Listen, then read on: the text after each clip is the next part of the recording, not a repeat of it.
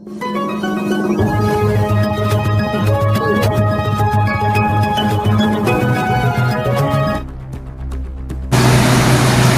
जिल्ह्यात अवैध गौण खनिज उत्खनन करणाऱ्यांविरुद्ध प्रशासनाने कडक पावले उचलण्यास सुरुवात केली आहे।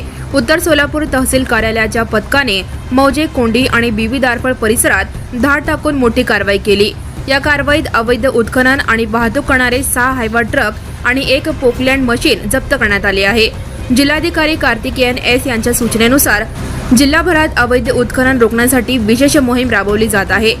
याच मोहिमेअंतर्गत तहसीलदार निलेश पाटील यांच्या मार्गदर्शनाखाली महसूल विभागाच्या पथकाने ही धडक कारवाई केली। कोंडी आणि बीबी दारफळ परिसरात मोठ्या प्रमाणावर विनापरवाना गौण खनिजाचे उत्खनन होत असल्याची माहिती पथकाला मिळाली होती। या धाडी दरम्यान पकडण्यात आलेली सर्व वाहने जप्त करण्यात आली असून संबंधितांविरुद्ध तालुका पोलीस स्टेशन येथे गुन्हा नोंदवण्यात आला आहे। जप्त केलेल्या वाहनांची किंमत लाखो रुपयांच्या घरात असून या कारवाईमुळे अवैध वाळू आणि खडी माफियांमध्ये मोठी खळबळ उडाली आहे। Now and press the bell icon. Never miss a